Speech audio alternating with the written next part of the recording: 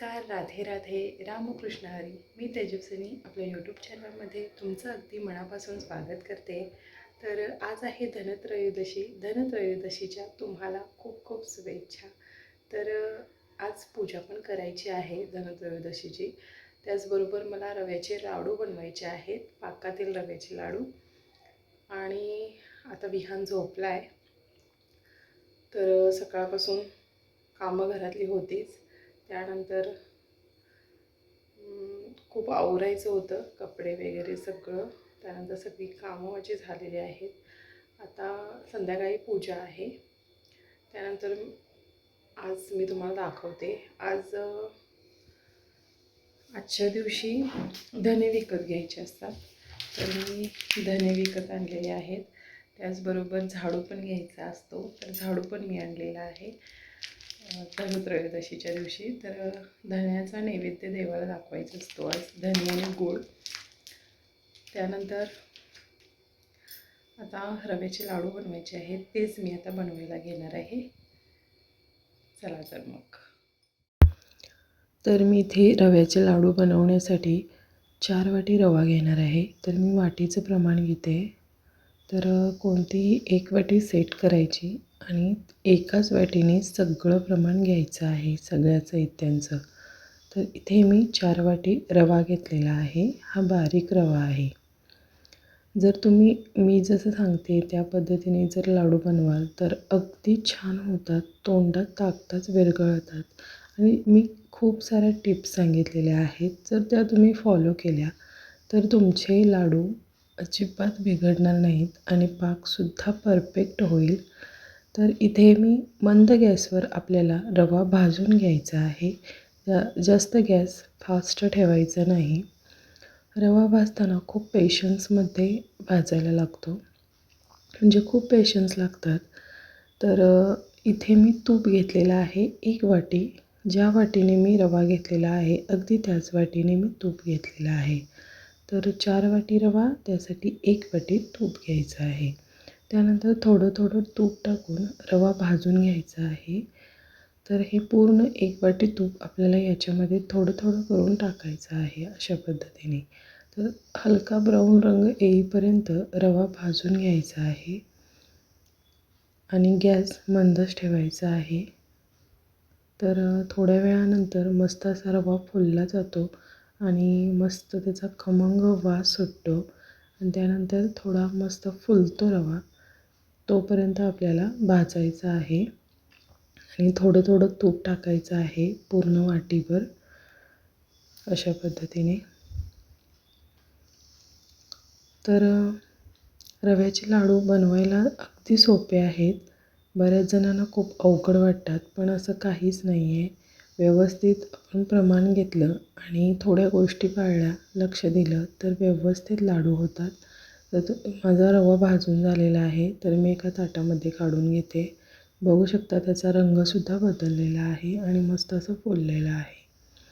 तर आता आपण पाक बनवायला घेऊयात. तर पाक बनवण्यासाठी इथे साखरेचं प्रमाण 4 वाटी रव्यासाठी आपल्याला 2.5 वाटी साखर घ्यायची आहे. त्याच्यानंतर पाण्याचं प्रमाण म्हटलं तर साखर आधी घ्यायची आपण एका भांड्यामध्ये, ज्या भांड्यामध्ये आपण पाक बनवणार आहे, आणि वरून पाणी घालायचं.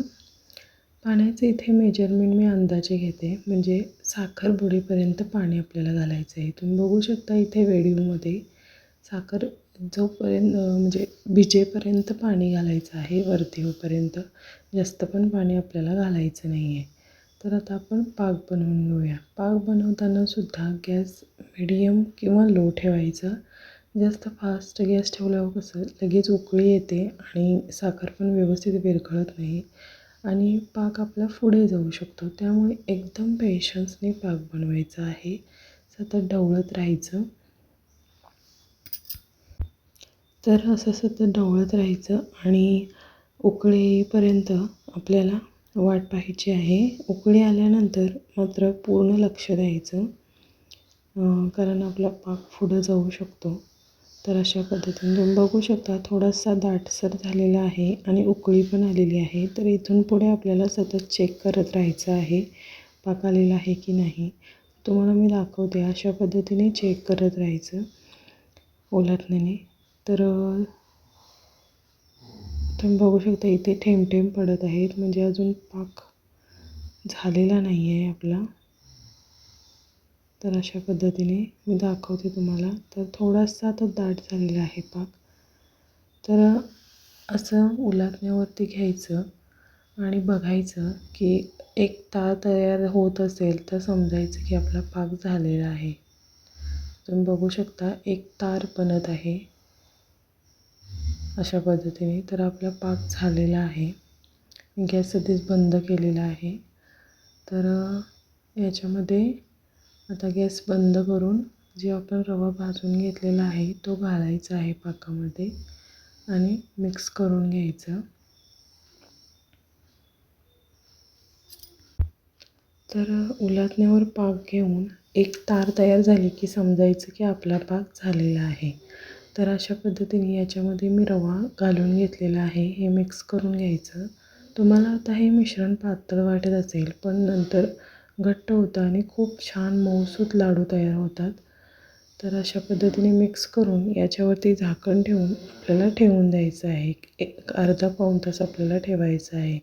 त्यानंतर याला फ्लेवरसाठी 2 चमचे मी वेलची पूड टाकलेली आहे. त्यानंतर तुम्ही याच्यामध्ये ड्रायफ्रूट्स वगैरे घालू शकता, पण मी नाही घातलेले कारण माझं बाळ खात नाही ड्रायफ्रूट्स वगैरे घातलेलं. त्यामुळे मी असंच प्लेन ठेवणार आहे. तर हे झाकून आता एक अर्धा पाऊण तास मी इथे ठेवून देते. तर एक अर्धा तास झालेला आहे. तुम्ही बघू शकता हे मिश्रण घट्ट झालेलं आहे. तर आणखीन थोडा वेळसुद्धा ठेवू शकता तुम्ही, पण मला आता गडबड आहे त्यामुळे मला लवकर आवरायचं आहे. पूजा पण करायची आहे धनत्रयोदशीची. त्यामुळे मी ह्या स्टेजला लाडू वळून घेणार आहे. तर अजून 10-15 मिनटं ठेवलं तरी चालू शकतात. बघू शकता मस्त असे लाडू तयार होत आहेत. तर मी सगळे लाडू बनवून घेते इथे. तर तुम्हाला एक रिक्वेस्ट आहे, तुम्ही अजून माझ्या चॅनलवर नवीन असाल, चॅनलला अजूनही सबस्क्राईब केलं नसेल तर प्लीज सबस्क्राईब करा आणि व्हिडिओला लाईक करा. मी माझ्या चॅनलवरती माझे डेली व्लॉग्स, रूटीन आणि माझी लाईफस्टाईल शेअर करत असते. त्यासोबतच वेगवेगळ्या रेसिपी शेअर करत असते. जर या गोष्टींमध्ये तुम्हाला इंटरेस्ट असेल तर चॅनलला तुम्ही सबस्क्राईब करू शकता आणि कमेंटमध्ये तुम्ही मला सजेशन पण सांगू शकता. मी काही अजून इम्प्रूव्ह करू शकते माझ्या व्हिडिओमध्ये. तर मी लाडू तयार केलेले आहेत पूर्ण सगळे. तुम्ही बघू शकता किती मस्त सॉफ्ट झाले आहेत आणि खूपच छान झालेले आहेत लाडू. तर आता मला पूजेची तयारी करायची आहे. त्यासाठी मी रांगोळी काढते. तर रांगोळी मी सकाळी काढलेली नव्हती, तर म्हटलं की संध्याकाळीच काढूया. एक छोटीशी रांगोळी काढली होती फक्त सकाळी मी, आणि आता मस्त अशी थोडीशी मोठी काढते.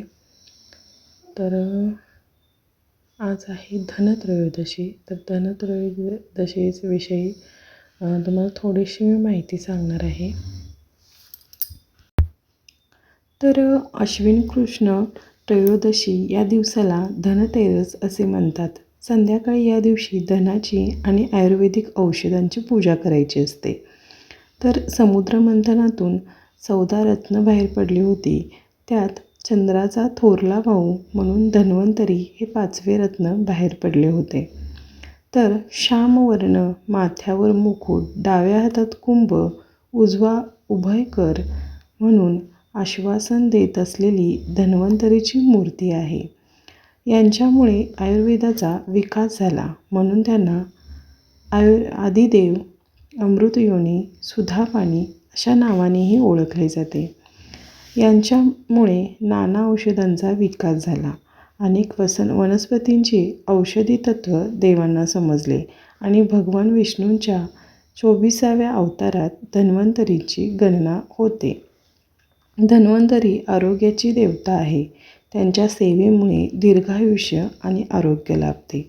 या दिवशी धन्वंतरींची पूजा केली जाते. घरामध्ये आरोग्य, दीर्घायुष्य लाभावं यासाठी धन्वंतरींची पूजा करायची असते. तर इथे मी पूजेची मांडणी करत आहे. तर धन्वंतरींचा फोटो ठेवलेला आहे. कलशची स्थापना करायची आहे.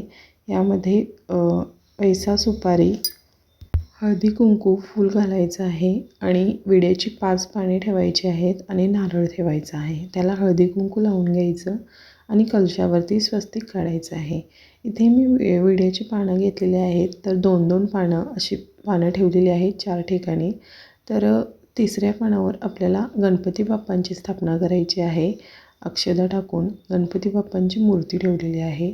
त्यानंतर पहिल्या पानावर लक्ष्मी मातेची मूर्ती ठेवलेली आहे. त्यानंतर दुसऱ्या पानावर कुबेर देवतांच्या नावाने एक सुपारी ठेवलेली आहे आणि चौथ्या पानावर विष्णू भगवानांची नावाने मी सुपारी ठेवलेली आहे. तर त्यानंतर याला हळदी कुंकू वगैरे लावलेलं आहे आणि ह्या दिवशी धान्यांची पण पूजा करायची असते. तर इथे मी 5 छोटे छोटे मटके घेतलेले आहेत. तर त्याच्यामध्ये धान्य घेतलेले आहेत 5 प्रकारची. त्यानंतर गणपती बाप्पांसमोर गूळ खोबऱ्याचा नैवेद्य ठेवायचा आहे आणि या दिवशी धन्वंतरी देवांसाठी धणे आणि गुळाचा नैवेद्य दाखवला जातो. तर मी तो पण ठेवलेला आहे आणि प्लेटमध्ये मी वेगवेगळ्या वनस्पती म्हणजे तुळशी, कढीपत्ता म्हणजे औषधं ज्या वनस्पती असतात त्या घेतलेल्या आहेत. त्यांची पण पूजा या दिवशी करायची असते. तुळशी, कढीपत्ता, कोरफड, शिवाय पुदिना अशा प्रकारच्या वनस्पती घेतलेल्या आहेत. त्यानंतर एका वाटीमध्ये मी हळकुंड, खारीक, बदाम, आलं असं घेतलेलं आहे. तर याची पूजा करायची आहे. जे आयुर्वेदिक असतं, औषधी असते घरामध्ये, तर त्याची पूजा करायची आहे. त्याचबरोबर या दिवशी यमदीपदान करतात. तर कणकेचा किंवा मातीचा दिवा दक्षिण दिशेकडे तोंड करून ठेवायचा आहे. त्यानंतर मी पूजा मांडणी सगळी व्यवस्थित केलेली आहे. हळदी कुंकू अक्षदा लावून पूजा केलेली आहे. फुलं घातलेली आहेत. त्यानंतर आता नैवेद्य दाखवून आरती करून नैवेद्य दाखवायचा आहे. तर थोडीशी फळं ठेवलेली आहेत. जो फराळ मी बनवलेला आहे तर तो पण ठेवलेला आहे. त्यानंतर आता नैवेद्य पण बनवलेला आहे आणि आता आरती करून घेते. तर आरती करण्यासाठी बाळ आणि मी दोघंच होतो, कारण का हे कामावरती गेलेत. त्यानंतर आणखी एक गोष्ट सांगायची विसरले. या दिवशी धनाची पण पूजा करतात. तर मी पैसे ठेवलेले आहेत थोडे. यामध्ये दागिने पण ठेवू शकता. तर त्याची पण पूजा करायची आहे आपल्याला.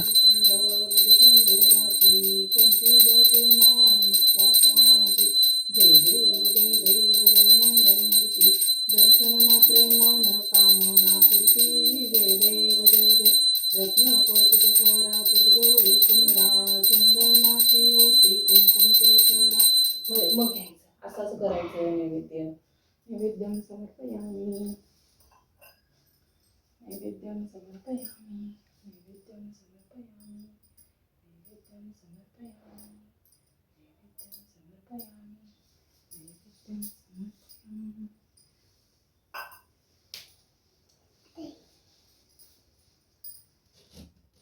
तर आरती करून झाल्यानंतर नैवेद्य दाखवला आणि आपल्याला प्रार्थना करायची आहे की आपल्या घरामध्ये आरोग्य, सगळ्यांना दीर्घायुष्य लाभू देत आणि तुमची कृपा आपल्यावर सगळ्यांवर राहू देत.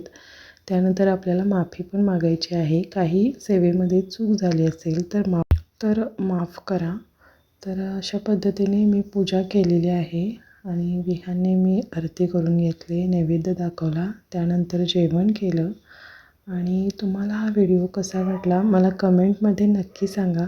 चॅनलवर नवीन असाल तर चॅनलला सबस्क्राईब करा आणि व्हिडिओला प्लीज लाईक करा. भेटूया नेक्स्ट व्हिडिओमध्ये.